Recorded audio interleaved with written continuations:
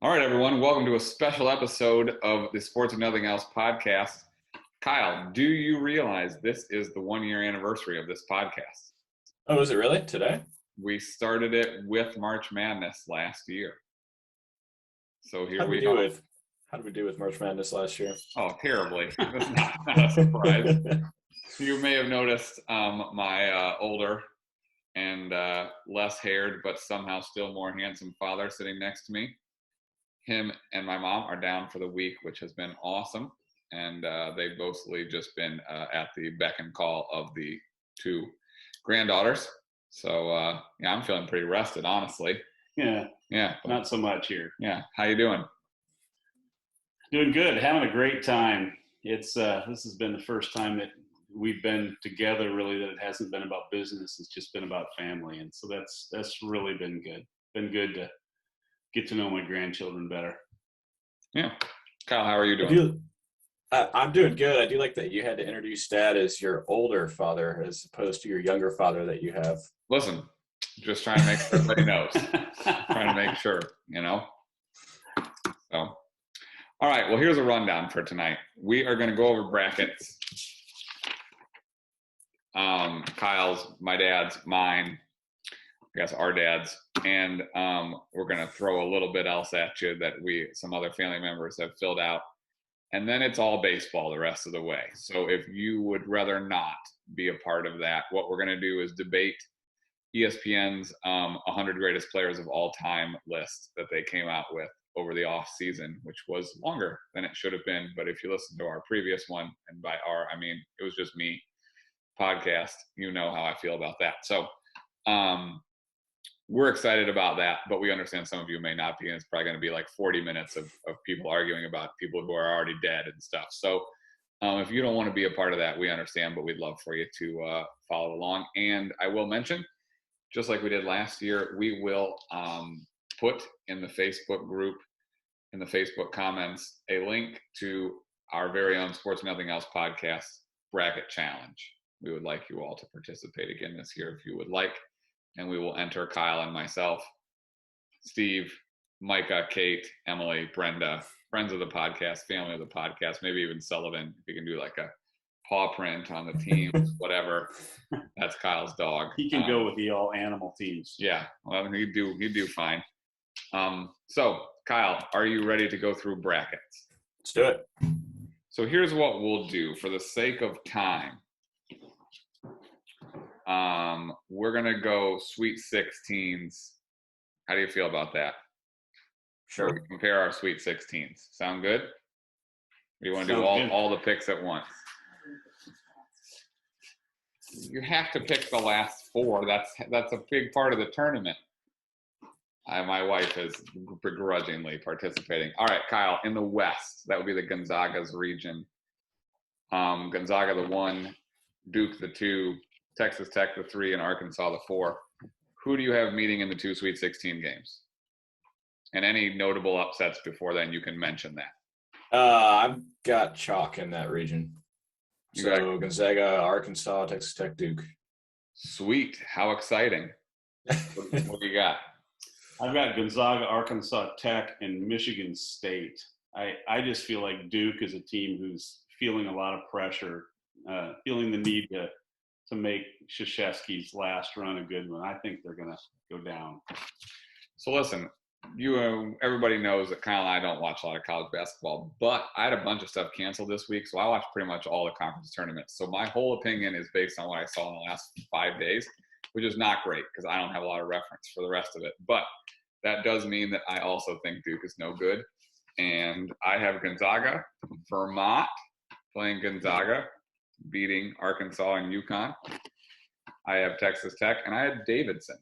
I have Davidson beating Michigan State and Duke, taking out a couple blue bloods. What I thought would be interesting is if the NCAA would let Davidson and Duke, if they face in the second round, grab one of their pros from their university to play in the game. So Davidson could grab Curry, and Zion Williams isn't doing anything, so Duke could grab him, and we could just go. I think that would be very fun. Yeah, let's face it, the college three-point line would be layups for Steph Curry. Well, that's why it would be so funny to have like 65. It would be great. Speaking of Steph, have you guys watched the girl that's playing at the University of Iowa right now that Caitlin looks Clark. Yeah, like she's Steph great. 2.0? She's She totally can I awesome. was. flat shoot. It's insane. She's the best shooter at that school right now. Yeah, she shoots from the hip too. Yeah. Well, it's better than shooting off the rim like Kyle does. So, Yeah, that's true. Hey, sometimes I hit the rim. All Yeah, right. I think it's just kind of cool that I don't know if the same college has ever won both the men's and women's Big Ten tournament. That was pretty cool. Mhm. There you go. Big day to live in the land of the corn. That's right. So, Kyle, who's your Elite Eight matchup in the West? Gonzaga and Duke. Gonzaga and Duke. You? I got Gonzaga and Texas Tech. Kyle's picked so many upsets so far. I told you my bracket is literally almost chalk all the way across the board. Yeah, this well, year. have you watched any of this season? There's no really great teams. No, I haven't. No, yeah. Okay, great. I have Gonzaga and Texas Tech as well. Kyle, you have Gonzaga in the Final Four. I already know this. Oh, I sure do. We actually, all three of us do. Yep. So that's really the team that I don't know who beats them in that bracket. I really don't. There's not more than 3 or 4 teams in the West that could beat them, I'm sure. Oh yeah, sure.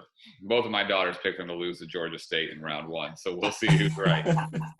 All right, let's move down to the East. That's the Baylor bracket. Baylor, a notorious Eastern school in the middle of Texas. Kyle, what's your Sweet 16? Can I guess that it's Baylor, UCLA, Purdue, and Kentucky? You missed one. I've got St. Mary's in. Oh, I actually like St. Mary's. St. Mary's taking out UCLA, which would be a real problem for Dad and I can tell you that. Yes, it would. So who's your Sweet 16? I've got Baylor, UCLA, Virginia Tech in this one. I really liked what I saw of them this weekend. And Kentucky. I hate to pick them, but I did. I have Baylor, UCLA, Purdue, and Murray State. Murray State taking out Kentucky. I also was very unimpressed by them in the 2 games I watched of them this weekend. I'm sure I'll be wrong. I have 2 seeds going out in the second round, but we'll see. All right, Kyle, your Elite Eight in that? Baylor, St. Mary's, Purdue, and Kentucky. No, you already did the Sweet 16. I need you to give me your Baylor, Purdue. Baylor and Purdue. All right, Dad? I've got UCLA, Virginia Tech. And I have UCLA and Purdue. So, interesting. No one with the same one there. Kyle, who do you have going out? Baylor. Yeah. Who do you have?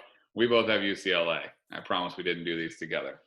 Maybe it's last year's tournament. It's leftover residue. But all right, let's move to the South. That is Arizona, your favorite team, who is probably the number 2 seed in the tournament. Yep. And rightfully so. Kyle, how many games have you watched Arizona play this year, your favorite team? None. I have watched some highlights. I couldn't name a single player on their entire team. Sweet. They do have 1 lottery pick, I believe.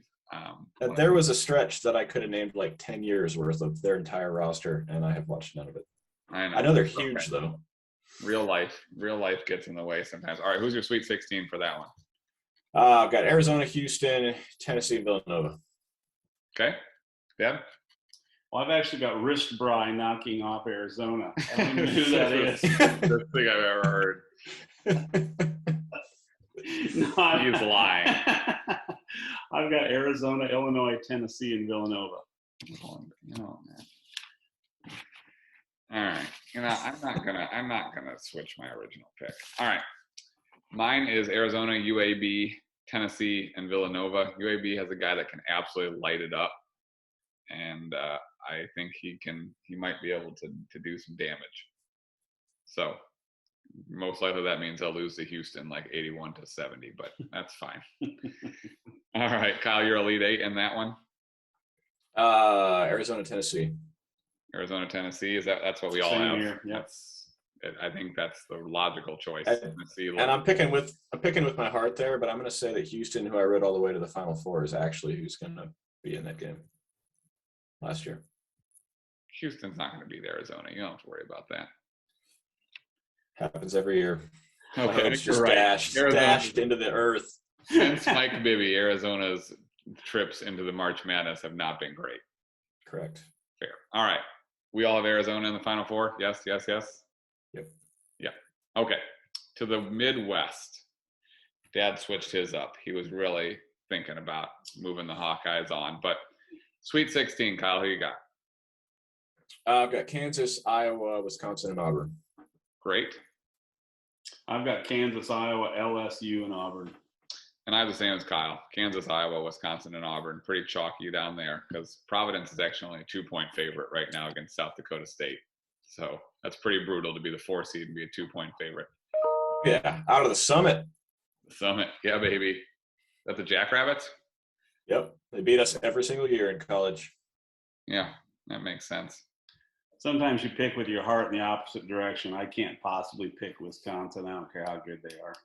There you go. All right. Okay. Elite Eight, Kyle. Kansas, Auburn. Another shocking twist. Kyle with the 1 and 2 seeds. This is Elite Eight. Dad? You talk about picking with your heart, and I'm picking Iowa with my heart, but I really like their team. I like the way they're playing, and I like how deep they are. And so I've got Iowa and Auburn. I have Kansas and Auburn too, after I made fun of you. And who does everybody have in the Final Four? Auburn. Me too. Yeah, I do too. I had Iowa originally, and Auburn, who lost in the first round of the SEC tournament. Yeah. Super. It's fine. They're fresh. They're fresh. They're fresh. More time to practice. Probable number 1 pick on their team, which does help. All right. Kyle, what's your national championship matchup and winner? Arizona, Baylor, Arizona winning it all. All right. Dad? I've got Gonzaga, Arizona with the Zags winning. I think this is their year. I have Gonzaga and Arizona as well, and I have Arizona winning. So after all of that, we all pretty much have the same thing. And we'll all be wrong. But, I mean, we both have Baylor not making the Elite Eight. Kyle's got them in the championship. Otherwise, our brackets are really similar. Do we all three have 3 of the same Final Four teams, don't we? Auburn, Arizona, and Gonzaga. So that means this podcast is going to look like a bunch of morons. We'll reconvene in a pretty solid chance. Yeah, great. I got to tell you, my secret sauce here is I was on ESPN looking at their rankings and everything. They have a thing called BPI rank, which I pretty much just use as the gospel. And I have to admit that I don't know what BPI stands for. Southern Power Index. Billis Power Index. Bipolar. No. Inconvenience. You didn't. You don't even have a P in there. Bipolar is 1 word. Okay, my bad. Emily, can you please fill in your Final Four? All right, for posterity's sake, my mother, Kyle's mother, his wife, her Final Four is Gonzaga versus Purdue, Arizona versus Iowa. Yes. Actually, Arizonia, if you read this. You put an extra I in Arizona the whole way through. Arizona. Hey, don't throw your mother under the bus. She's not here to defend herself. She's right out there. She'll never be on your podcast. She has Arizonia playing Purdue in the final, and Arizonia, a new state to the union, winning the national championship. That's Mom's. Micah has Michigan State playing Kentucky and Ohio State playing Iowa. It's an all Midwest situation. And she has Kentucky beating Iowa in the national championship, which that would be her mother's favorite team beating her dad's favorite team, which is heartbreaking. Kate is a little more off the board. She has Cal State Fullerton playing Kentucky in the Final Four, along with Delaware playing USC. Kentucky USC final and Kentucky winning, and you can tell who my kids love the most by that. And you're gonna laugh if she actually is closer than we are, because it could happen. And Emily has Gonzaga, Kentucky, Iowa, and Tennessee in the Final Four, and as an act of civil disobedience, refused to pick past there. So that's what. She's got Kentucky and Iowa in her. Yeah. We'll just put Iowa, Kentucky winning. Her and Micah will win if that happens. So, anything else anybody wants to say besides the fact that this is like the best week, March Madness? Yeah, I would like to say for all your friends in Michigan, they have no business being in this tournament. There you go. Yeah, Michigan 17-14 gets an 11 seed. Pretty remarkable. But now I'm going to get angry texts because you said that. That's why I said that. Yeah, unbelievable. I mean, if just take after their coach and just slap them in the face when they get hostile with you. That's true. Yeah, open hand right to the face. Yeah, good old Juwan. Looking like Rick James out there. Yeah, I mean, if I were the opposing coach, I might lose on purpose just so as not to be assaulted after the game. My guess is I'm not going to be welcome on this podcast for a lot of people after that. Well, the people that run the podcast both hate Michigan, so you're fine. We're good. There's no problems. All right. That's the end of anything besides Kyle, do we want to mention James Harden's absolute stinker against the Nets? Small game James? Small game James, the old 3 for 17. I mean, Embiid was awful in that game as well. So it's Embiid was great. But listen, Philly, you traded a guy that won't play because he's a wuss for a guy that won't play well when it matters. So I don't know. And Ben Simmons with a back injury, give me a break. This is a loser for a loser, and it's been borne out over and over again. So I just thought that needed to be mentioned. That's all. Anything else? That's things I hate for tonight. James Harden and Ben Simmons. Sports hate, everyone. It's not real hate. Things I hate, I guess, would have to be, what are the Twins doing? We're going to get to baseball in a minute. Okay. Kyle did not like the Twins trade today when they traded Kiner Falefa and Josh Donaldson for Gary Sanchez, who is an awful catcher and hit 202 last year, and Gio Urshela, who's a good player, not great. I mean, we got a shortstop that we desperately need and traded him the next day. Yeah, well, maybe you can. I think they're going to move Gary Sanchez to short. Yeah, he's got great hands. What he does need to do is probably play first base and DH most of the time, and then I'm fine with that. But Mitch Garver was the same player and a better defensive catcher, so you didn't have to carry another catcher on your roster then. He was cheaper. I don't understand it. It was a bad trade. But they did shed $50 in payroll. Woohoo. And you're not the Reds or the Guardians. And Donaldson, I'm not a huge fan of, and he's never healthy and expensive, so whatever. Did they let Garver go or trade him, or what did they do? They traded Falefa. Oh. And then they flipped Falefa. Is that how you say his name? I had no idea. They traded him to the Yankees. Guy that I kept getting autographs of when I wanted to get Juan Soto and Ronald Acuna when I was opening cards in 2018. Anyhow, we're going to get into this top 100 list. We understand this is not for everyone, but I'm very excited about it because I think the list is nonsense, and I'm excited to get into it. So I didn't prep either of these guys really on how we were going to do this, but I have some things to bring up, but I want to let you guys start. And I don't want you to like empty your holster, all your bullets at once. But I want both of you to give me one that you really were upset about. And we'll start there, and then maybe I have some stats to back it up. So, Kyle, do you want Dad to start? Because I know he's ready to roll. Age before beauty. That's fine. All right. So go ahead. Give me one guy. Give me one that you thought was rather. This doesn't have to be your worst one. We'll get to all of them. But by the way, we're not going to read the 100 guys. That's ridiculous. Who has that kind of time? You can find the list on ESPN.com. Just type MLB 100 in the search. You can find it immediately. All right. Give us one that you can't stand. Yeah. Why?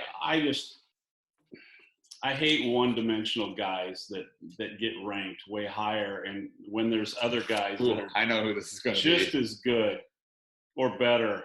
I mean, yes, Ozzie Smith was a flashy shortstop who did backflips, but come on. I wouldn't even have him on this list, let alone 69th. I'd rather have Omar Vizquel. And so it's all about the flash. All right, let's do a game. This is one of the ones I wrote down.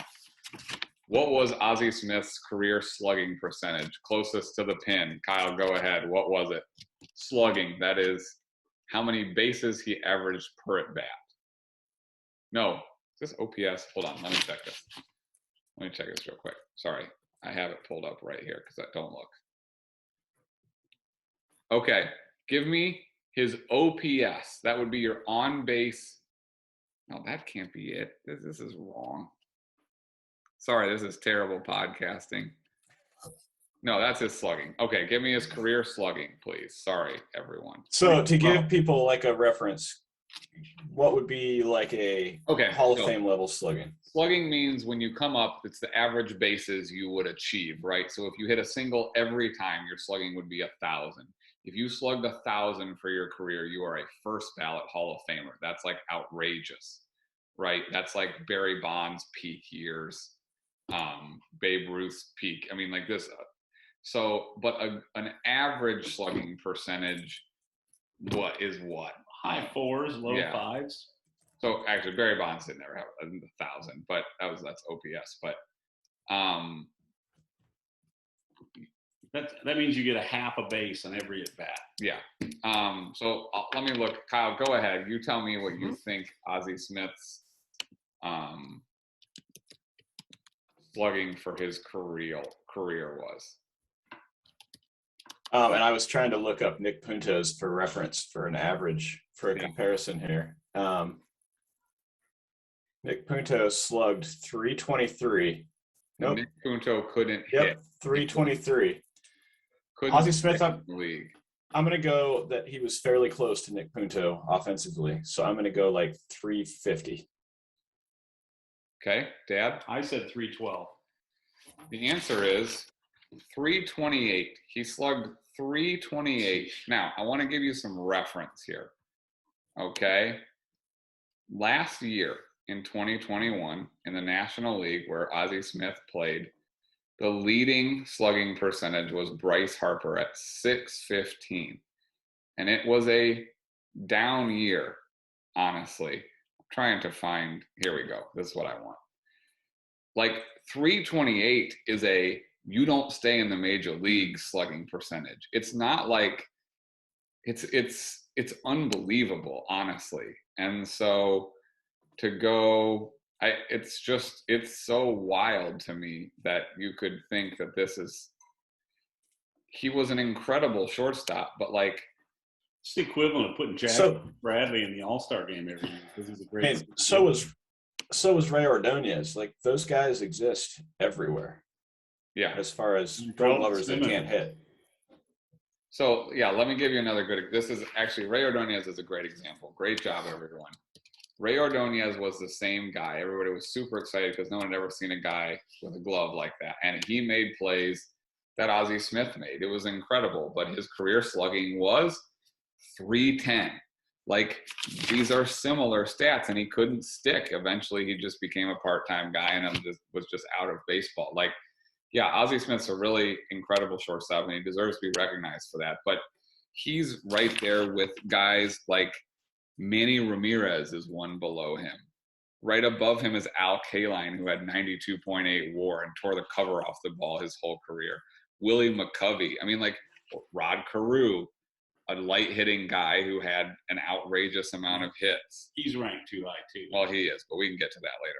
Cal Ripken Jr. is 3 spots below him. Cal Ripken Jr. hit almost 500 home runs and had 3,000 hits and was a great shortstop. Like, this stuff is hilarious. So Ozzie Smith being at 69, you could put him at 169, and I would be okay with it and move on. We can't touch Omar Vizquel for personal reasons, but yes, defensively not that much worse and a much better offensive player. So sometimes it's the legend and the lore of people that get them on this list instead of actual production. We might get to a couple other shortstops like that a little later. Kyle, give me one that you want to hit. I think Beltre is way too low on this list at 97. Yes. I mean, and Chipper as well, while we're at third baseman. The 3 that we've mentioned if you consider Ripken a third baseman, I think they're all too low. Yes, Ripken played shortstop way more than he played third base. Yep. And Beltre was better than Ripken. Yeah, well, okay, so this is another good one, Kyle. That was one that I wrote down stats because I was so aggrieved that he was this low. Adrian Beltre. Does anybody like to guess how many home runs he hit? Near 500. 480. 477. How many hits? 3,026. 3,166. 93.5 WAR. That's wins above replacement for you all coming in here. It's basically, during their era, if you replace them with a replacement level player, they're this much better than that. 93.5 is a lot. Brooks Robinson, who's 67th on this list, 30 spots lower than Beltre, 78.4 WAR, 268 home runs, 2,848 hits. A slightly better defender, because Adrian Beltre was an unbelievable third baseman. and not even close offensively. It's another guy that like we've just propped up forever as this like because of one World Series. Yes. Which he was spectacular. But Beltre had better speed and better range than Brooks Robinson. Robinson probably had a better glove, but not better range. Plus, it's way more funny to watch Adrian Beltre get his head touched than Brooks Robinson. So this is important. If you ever get a chance, go look on YouTube of Elvis Andrus trying to touch Adrian Beltre's head. It's the funniest thing you've ever seen. It's great.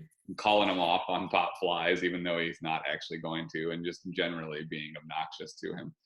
So Kyle, that was a really good one. Well, and for reference, so I looked at another list for comparison. I don't know if you've seen the Athletics list. It's actually a book by Joe Posnanski. I think it's a much better list, but he's 52 on Posnanski's list, which I think is much more accurate. Yeah. By the way, we should mention a couple things. It appears steroids were not factored into this list, and that's important because it takes some of the guesswork out of it, which we're going to get to as we get near the bottom of the list. That you can decide whether you like that or not. But I think when you're arguing greatness, it's almost impossible. You either have to take those guys all the way out or just accept them as they are, as, you know what, they played in eras where everybody was doing it and we're going to move on, I think. So, all right, Dad, do you have another one you wanted to hit? I mean, I know you have plenty, but another egregious one? Well, Chipper Jones was the other one that I thought was really, really low. And what number is he? 78. We should mention Beltre was 97, Brooks Robinson 67, Chipper Jones 78. Those are kind of your mid-level third basemen. Yeah. So the way I always do this is I like, who would I rather have, Chipper Jones or Brooks Robinson for their whole career? Well, it's not even close. I would way rather have Chipper Jones. And I was a huge Baltimore Oriole fan. Frank Robinson was my favorite player, but I saw Brooks Robinson play, and offensively he was mediocre at best. And you know, again, I don't see Bill Mazeroski anywhere on this list. Probably the greatest defensive second baseman of all time. Well, but he couldn't hit, and Chipper Jones, not only could he hit, but he could hit from both sides. So I just think he's really low. All right. So that was another one for me. I'm not going to bring up Pete Rose yet.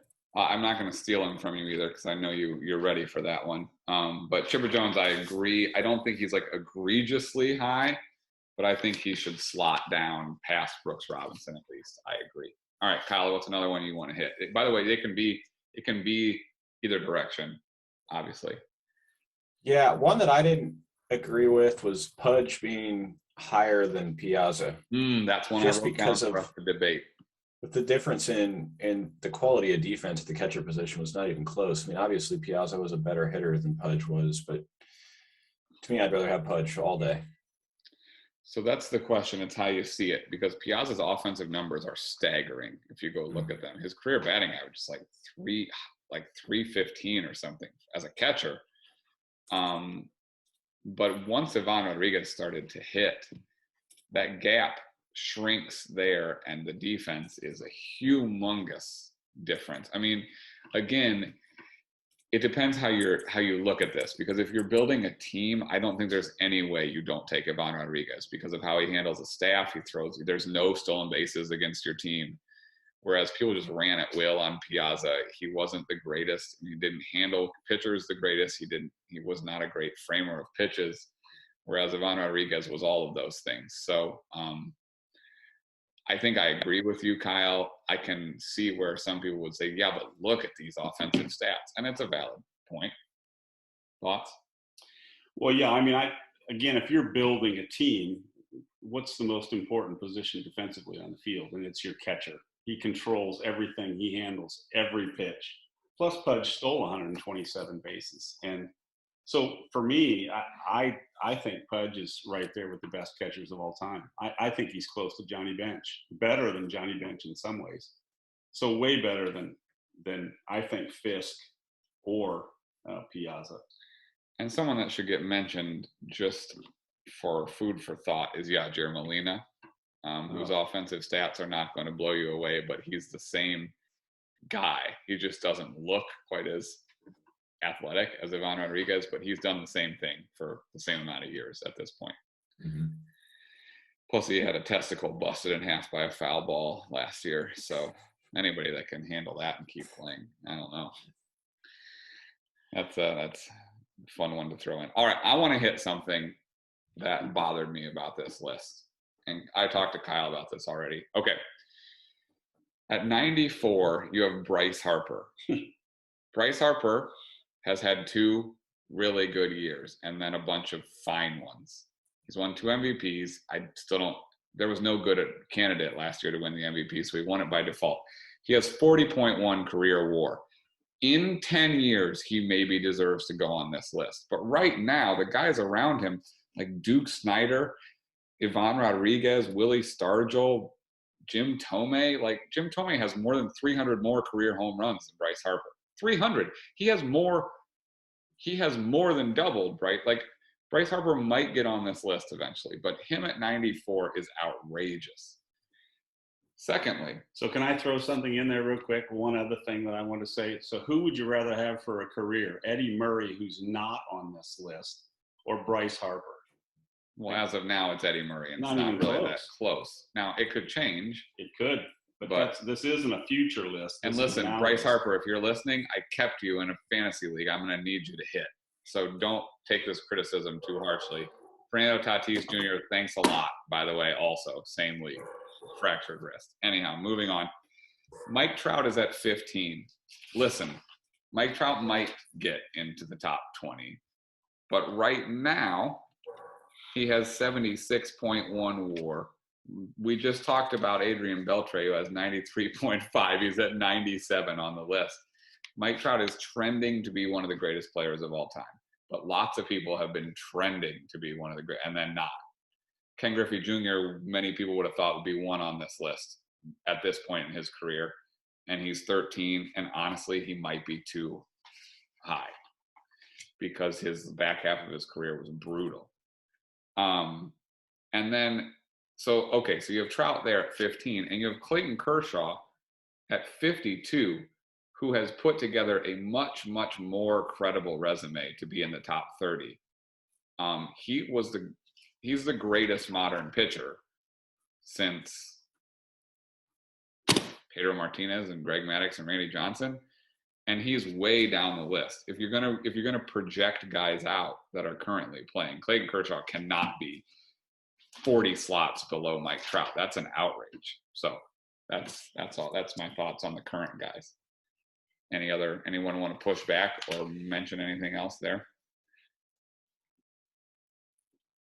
Well, I think, with the Trout thing too, there's been a lot of guys who've been projected, and then all of a sudden they just get really old really fast because of injuries, and that could just easily happen to him. I mean, he hasn't played close to all the games in the last 2 years. Lost games to COVID and then lost most of last year, and those were prime years. So, I mean, he's going to have to get it going again if he wants to catch up. All right, Kyle, what's another one you wanted to mention? Well, you hit on one in that I thought Thome was a little bit too low compared to like Ortiz or some of the other guys that are specialists, just power hitters. But I don't think it's egregious by any means, just because he was fairly one-dimensional. But that was one. And then and we should mention Thome is 98, David Ortiz is 63. 63, yeah. And the same argument with Ortiz compared to like Miguel Cabrera at 59. I mean, to me, Miguel Cabrera's career is way better than David Ortiz, and to only be a 4-person difference seems a little jarring to me. By the way, and this is going to be heresy to some of a certain age, but Miguel Cabrera is one I wanted to mention with Tony Gwynn. Tony Gwynn is 44. Miguel Cabrera is 59. You would have to be a complete moron to rather have Tony Gwynn than Miguel Cabrera.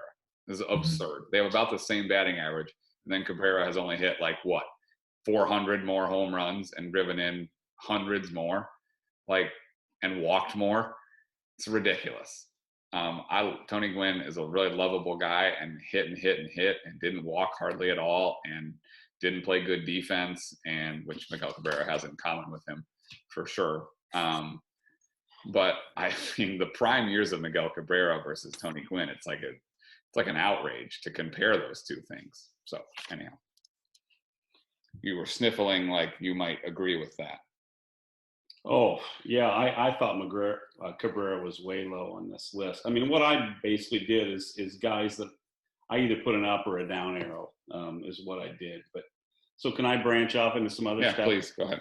So I'm going to be a little more towards the top of the list. And first of all, I am not a Yankee fan, but if there is a Yankee that I love, it's Mariano Rivera, one of the class acts to ever play the game of baseball. But come on, a relief pitcher, number 31. Right by Albert Pujols, yeah, I mean, and on. Sandy Koufax. And then I'm going to stay right around there on this list. And if I'm a manager and I'm going to be facing one of two pitchers in a World Series game, you're going to tell me that you'd rather face Greg Maddux than Bob Gibson? Or Sandy Koufax. Or, yeah. Now, Koufax, I get it because his career was so short. But in a big game, I would take Bob Gibson ahead of just about anybody. And Gibson's 33, Maddux is 14. Maddux didn't create fear in anybody. Was he incredibly? Was his control incredible? Was his changeup amazing? Yes, but you can battle against that. Gibson was just ferocious. He was terrifying. And so that's another one. I think Maddux is great. I think they should just be flip-flopped. I would tend to agree. Again, the argument with these lists is longevity versus greatness often. Greg Maddux had this incredibly long prime where he just gobbled up Cy Youngs, which he deserved, and then got into the playoffs and fizzled and fizzled and fizzled. And that's the Braves had two guys that were like that no one was scared of to go face in a postseason game, and they were their two most winningest pitchers. But when your game was on the line, Smoltz was really the guy that had to have the ball, which is interesting.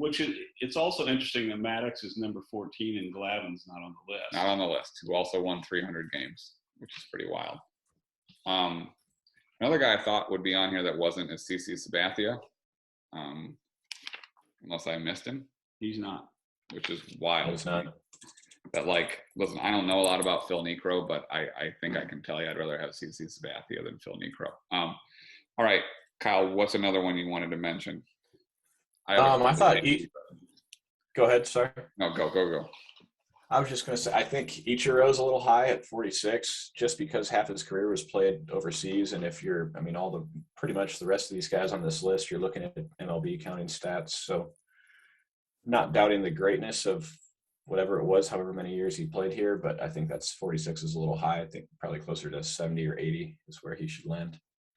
I did not even deal with him, Negro League players, and Joe Jackson, because I don't know what you even do with them. I believe the people making these lists who's Oscar Charleston at 53. I don't have reference for that. Josh Gibson, he could be 3. Who knows? Well, looking at the other list that I looked at from The Athletic, Oscar Charleston is listed at number 5, and I had literally never heard of the guy. So yeah, and I would also like to mention this: guys like Ruth, Gehrig, Cobb, Walter Johnson, Cy Young, they didn't play against anybody but white people, and so their stats are inflated also. These guys playing now with the entire world and putting up monster stats, that's much more impressive than playing with a bunch of guys working part-time at Kmart and then coming out and playing baseball. And so the greatness. You're saying the Goshen Mexican American League is not quite the same competition as the current major leagues? I mean, I walked off the street after not having played baseball for 10 years and threw 6 no-hit innings. So yes, I'm going to say that it's not quite the same. Well, I mean, I think one indicator too of how good some of the Negro League players are. I mean, Jackie Robinson was fairly old by the time he started playing and had some health issues, and he had seasons where he was just unbelievable. And so if he's the guy who did make that step and was as dominant as he was, even though it was a somewhat short career, I think that's an indicator of how good Josh Gibson and Oscar Charleston and some of those guys were. I mean, I think the elite of the Negro Leagues would have been equally as dominant in the major leagues if they'd have ever been given the chance. And so, yeah, it is hard to know with those guys how good they were, but I think that is a good indicator. Yeah, and that's what I wrote on Jackie Robinson right next to him. I said, I think I'm fine with him at 38. His production in the major leagues obviously is nowhere near number 38, but from an importance standpoint it's like Ichiro, you can't, it's hard to know what to do with his numbers because they're incomplete. And so you can put Jackie Robinson at 1 and I'll say fine, because we get what we have now, which is this amazing melting pot of players from all over the world and now Cuba. And it's great. So anyhow, I want to hit on a couple of Yankees, and Dad might get mad at the one, and the other one we're all going to agree on. Derek Jeter's 28. Look, the postseason stuff you can't take away from him. I think we've gotten to a point where enough people complain about Derek Jeter on these lists that he's probably actually sometimes underrated. But at 28, like, get out of here. Better than Albert Pujols? Almost better than Alex Rodriguez? Like, if we're taking steroids out? Better than Johnny Bench and Bob Gibson and Joe Morgan and Yogi Berra, Jimmy Fox, George Brett. I mean, this is insane. Not a great shortstop, a light hitting. I mean, he had some incredible years in his prime. Like, if you go look at like 3 or 4 of his years, it's like, oh my gosh. But he just played forever.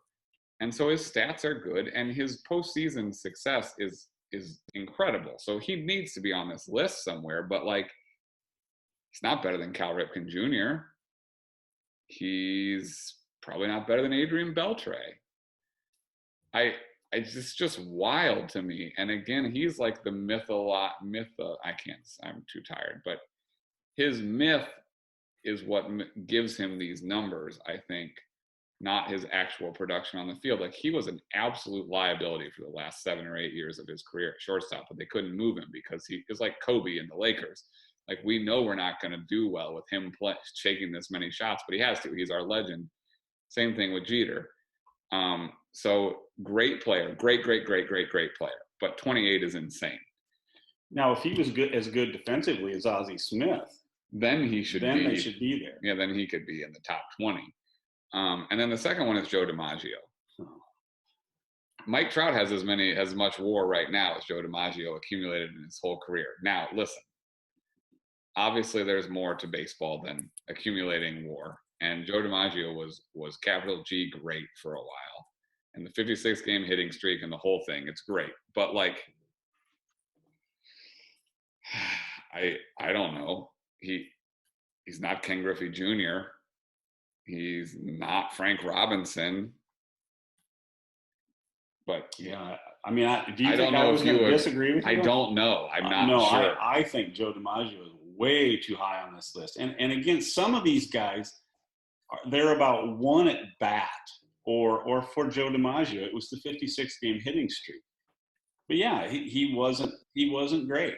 I mean, he was great, but he wasn't that great. I would put Joe DiMaggio in the 70s somewhere, probably, on this list. You know, there were guys during that 56-game hitting streak that got more hits that were playing at the same time. His average was only like 338 during that streak. It wasn't like he was having a bunch of multi-hit games. And you know, one of your favorite players of all time, Mickey Mantle, he had a part in messing up some of his career. Yeah. And Joe DiMaggio was not what you would call a nice guy either. But there's many people at the bottom of this list that we can go there. Go ahead. I was just going to say, speaking of, that was one of my next one is towards the top of this list, but you go ahead with what you had there. I'm going to throw a bomb at everybody, and I want to see how you react. If we're going to do it how they did this list, with PEDs not factoring in, Barry Bonds should be number 1. That was literally what I was going to say. We already talked about that a little bit, but correct. To me, it's Bonds and then Mays and then Ruth. I'm fine with that. What are your thoughts? You were alive closer to those guys. Yeah, I mean, again, if we're taking all the PEDs out, I mean, not only does Barry Bonds have better numbers than any of those guys, but he also had more stolen bases, and he had 2 careers.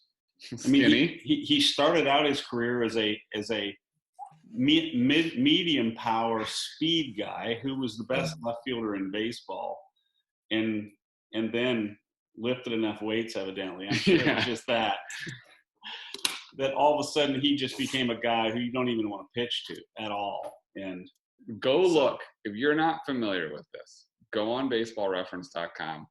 I'm actually going to do it for you while you guys keep going. Okay, so we've had, Jesse and I had this discussion a little bit ago, and I'm gonna now bring our basketball top 10 into this, and I'm gonna talk about Mickey Mantle the same way I talked about Larry Bird, because I actually did this just for fun. I did this.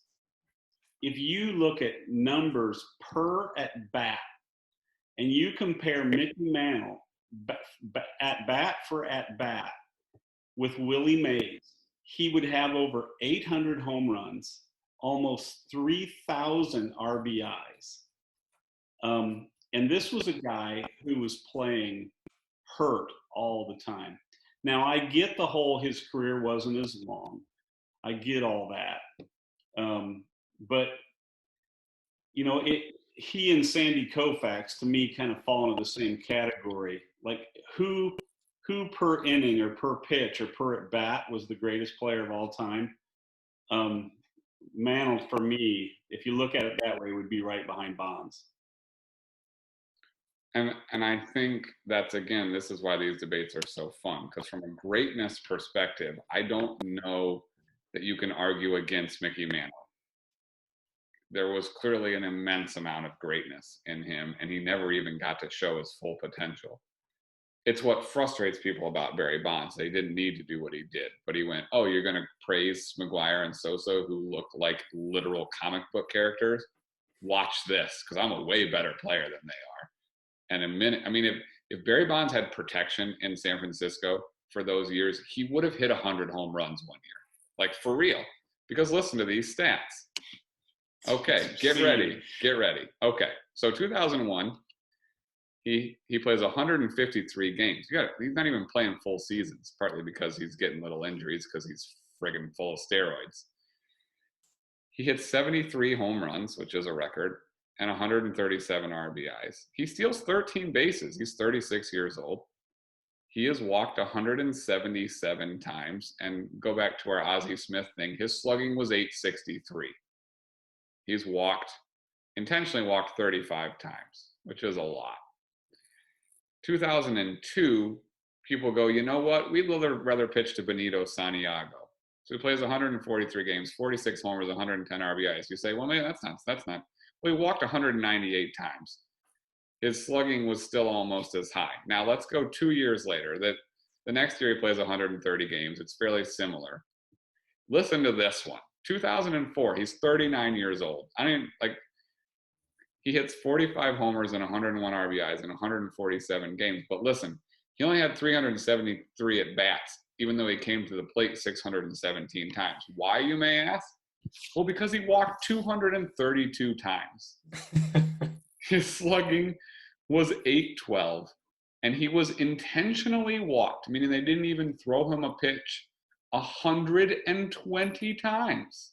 120 times, which he won the 4th of his MVPs in a row, making 7 for his career. Now listen, speaking of guys that aren't very nice, he made his trainers go to prison because he wouldn't let them talk. He's a horrible, horrible teammate. But for his career, he has 762 home runs, 514 stolen bases. He was walked 2,558 times. But even though he was walked 2,558 times, he still finished 65 hits short of 3,000. He was on base 5,500 times. What's his on-base percentage? His career on-base percentage is 444. That is obscene. And so, look, if you want to discount him completely, I'm good with it. But if we're not going to discount him completely, then he's the greatest baseball player that's ever lived. So here's just an interesting side note. It just dawned on me. Of the top 10 players on this list, 5 of them were playing the outfield in the major leagues at the same time. Mays, Aaron, Williams, Mantle, and Musial, all those guys would have spent about 4 or 5 years where they were all in the major leagues. And not far up the list is Roberto Clemente. Well, and DiMaggio, not for much of it, but yeah. So it was kind of a goal, and that's why you look at the 50s and baseball cards and all kinds of stuff, 50s and 60s. It's the golden era of baseball for sure. Our best players from the old generation are a drunk and a real mean guy, depending on, and then maybe some other things, Ty Cobb, depending on how you feel about him. Most of it's not true. Which does appear to be the case. But anyhow, I have some more things, but I don't want to monopolize. So Kyle, is there anything else you wanted to mention? I don't think I had any other glaring observations. I'll run through mine really fast, but you go ahead.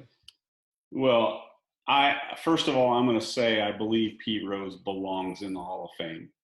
I just for the record, but all he was the greatest singles hitter of all time.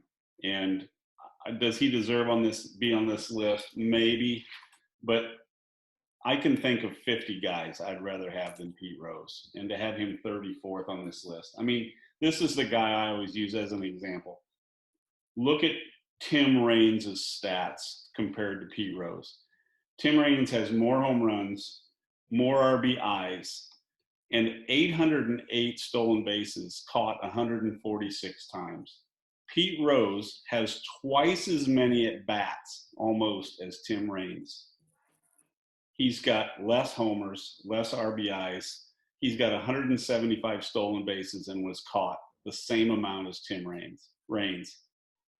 Who would I rather have? I mean, there's no comparison. If I get him for a 10-year period, I'd way rather have Tim Raines, who's not even on this list, and Pete Rose is number 34.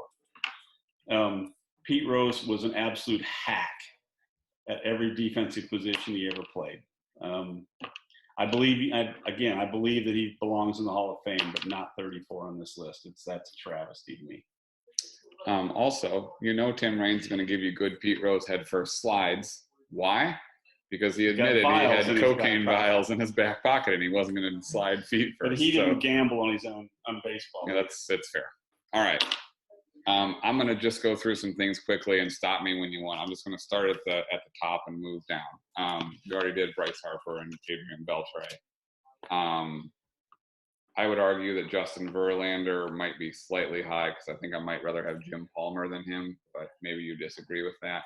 You saw Jim Palmer play. They're the same guy. Yeah, was kind of my thought. Ripken, again, I thought at 66 is outrageous. If you have some people on here for what they mean to baseball, Ripken helped save baseball with the streak, and then also went on to post monster numbers as a shortstop. David Ortiz, we've covered 63. It's the postseason again that puts him there, but he only hit, and honestly, his prime is not that long. Steve Carlton at 58. I mean, maybe I'm wrong because again, I wasn't alive, but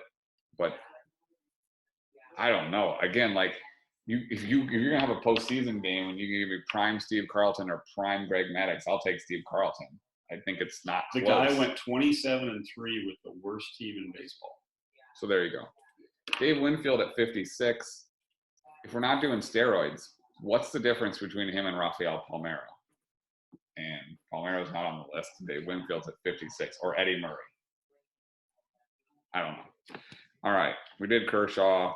The other thing with Dave Winfield is he never put up any great years. He was just quietly consistent, yeah. Which is what Jim Tomei was, by the way, and has way more home runs. But Tomei had home run years in the 50s. Yeah. Winfield was a 35 homer guy for the most part, which is good, but he just did it for a very long time. I should mention a lot of people were upset that Nolan Ryan was at 42 because people love Nolan Ryan. But guess what? That's about right. He never won a Cy Young. He pitched forever to accumulate all his stuff. He was kind of terrifying, but erratic also. Okay, I can't believe you didn't mention Joe Morgan. Well, I have a huge arrow there. Like, But do you he's mean way too high. you think he should be lower, right? No, I think he should be lower on the list. Like 37 is too good. Because I disagree. Really? He has 100 career WAR. He was more important to those red teams. Oh, than definitely. Pete Rose. But again, remember what I said about Pete Rose. Yeah, I wouldn't have Morgan way lower. I would have him probably in the 50s. You got to check at his stats. I'm telling you. Anyhow, I also hated the Big Red Machine. You got to understand that. I was a Red Sox fan, or still am. So here's where this is the one I want to stick on for a second. So they have Koufax at 32, right? Because of just a supernova of a career. There's 10 years of Albert Pujols that are better than anything anyone's ever done ever that wasn't steroid helped. And he's at 30. So if we're going to put Koufax at 32 for like 6 great years, I think Pujols has got to get, I mean, obviously in front of Derek Jeter. No offense to Roberto Clemente, who tragically died, but come on. Ricky Henderson, you'd rather have Albert Pujols than Ricky Henderson. He's, somewhere in the high teens, like Frank Robinson, Mike Schmidt area. I think he's a better player than Mike Schmidt, too. Schmidt was a tremendous defensive player. Depends on so how was much Pujols. But it depends on how much Schmidt actually ran a little bit, too. Yeah, that's fair. And Pujols' end of his career was atrocious. One close to Kyle and I's heart. Again, if we're taking steroids out of it, Alex Rodriguez can't be 26th. Mm-hmm. He's got to be like 10th or 11th. He should be like where Trout is. Yes. I mean, the guy has like 600 and high 600s in home runs and he was the best player in baseball for a long time as a shortstop who could hit and run and hit and play good defense.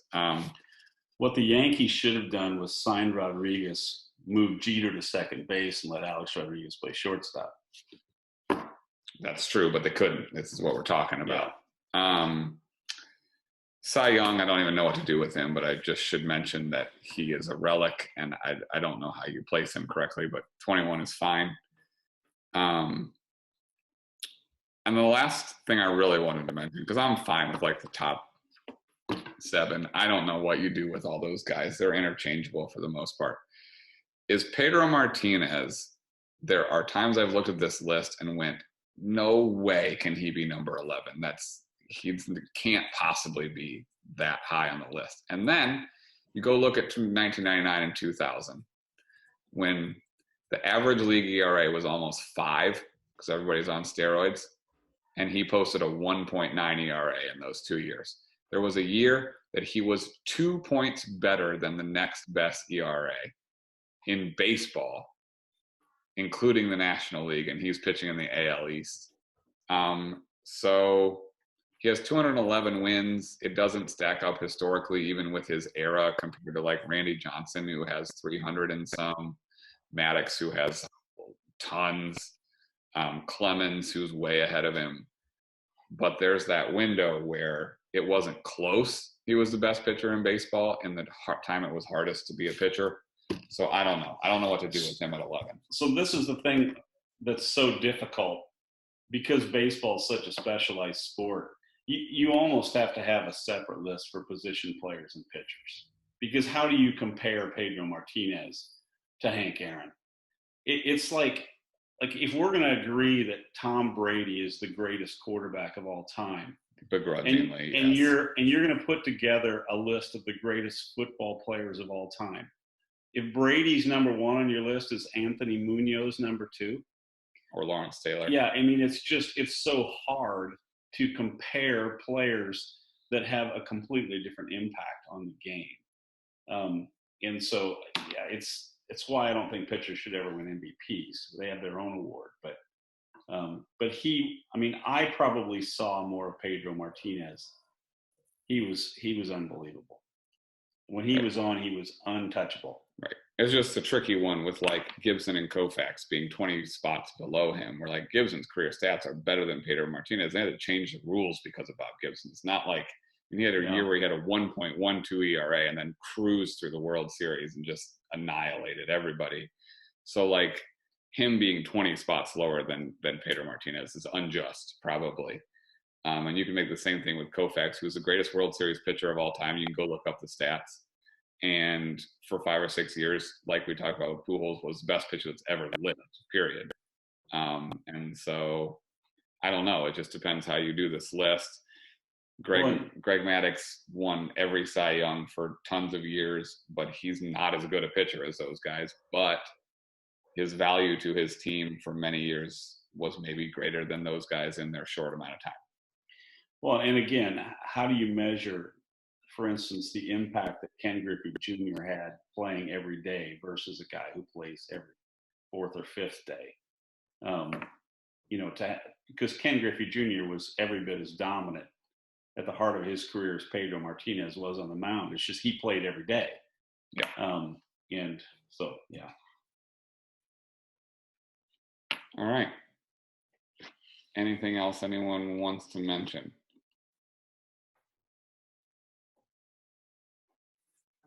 I saw an article on ESPN with someone arguing that Trout wasn't high enough, and I couldn't read it because I thought it was the most insane thing I'd ever seen. I find it interesting that the large gap between George Brett and Mike Schmidt. Yeah.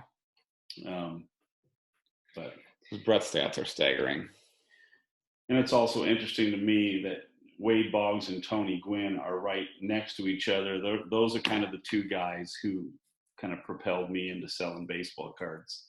Well, and what we know now about baseball means that Wade Boggs should be way higher than Tony Gwynn, because back then we didn't understand him walking all the time, how important that was. And now Wade Boggs is on base and slugging and stuff are quite a bit higher than Tony Gwynn. And Boggs, as an MLB showdown player, unrivaled. Yeah, tough guy to get out, especially because we never played the game right. That helps. But anyhow, we've been at this for a while, so if there's anything anybody wants to say, we can shut her down.